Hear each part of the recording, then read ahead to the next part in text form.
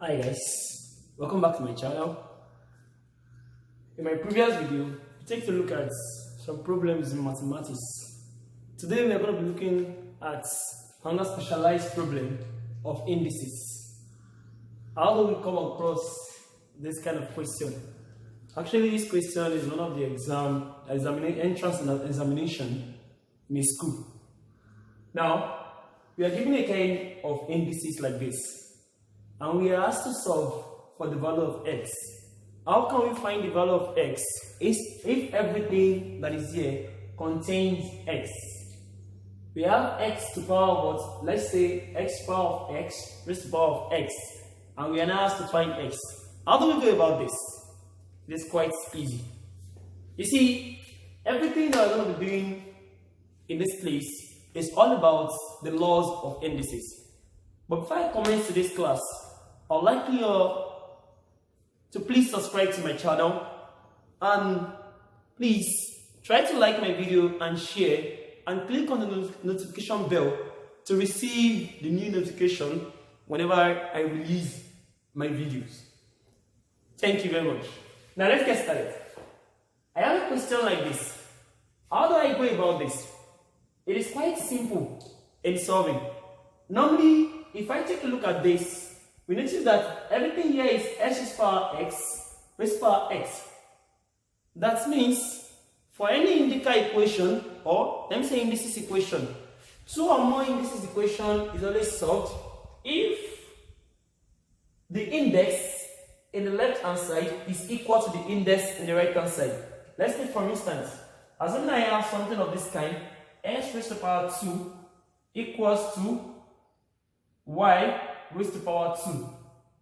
Now, x will be equals to y provided that the power is equal to each other. It simply shows that x must not be equals to y. Why? Because the power is equal to each other. The same thing, we are going to apply it here. How can we make this side to be equals to this? How do we go about that? Now, you see, the first thing I need to do is to break down this root that is here. Normally, I have this 1 over 2 raised to the power root of 2 that I can easily write like this.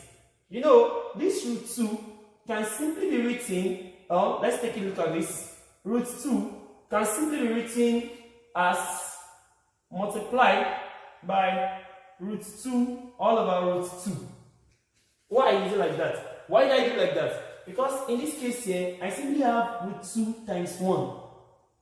Since anything times 1 is going to give me back that same thing, then I can simply use this, that root 2 times 1.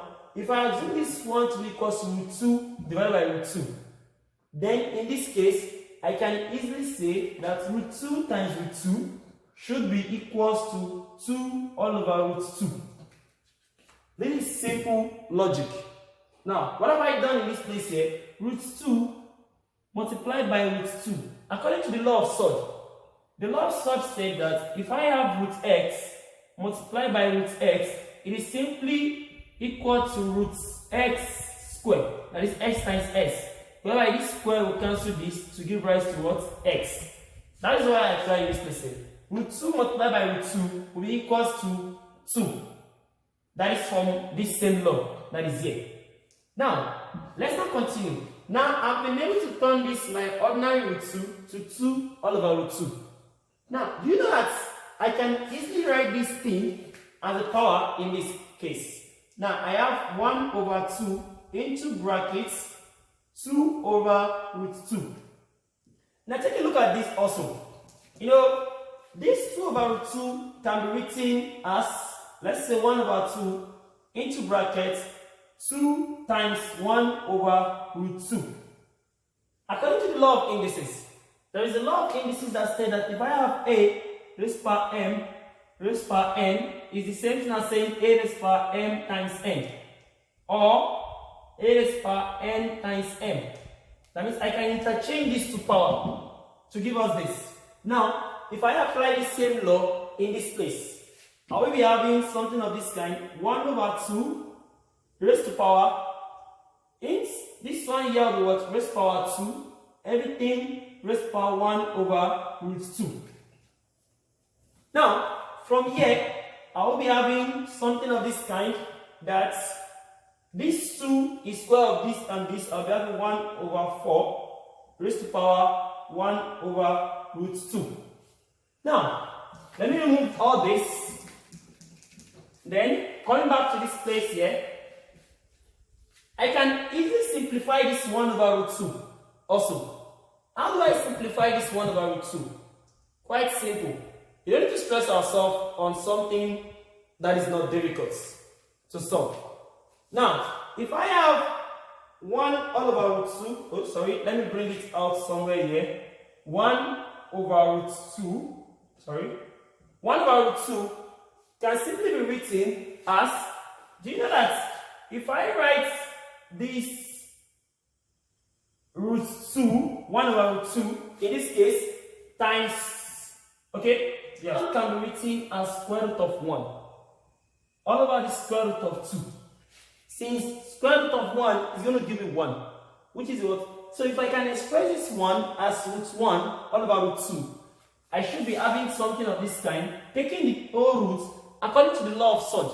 The law of surd said that if I have root x all over root y, it can simply be written as root x all over y. Now I can write this root 1 over root 2 as 1 over root 2. Now, square root of 1 over 2. Now, the same thing in indices. There is a law that states that if you have something of this kind, let's say h raised to power half, it is equals to root of x.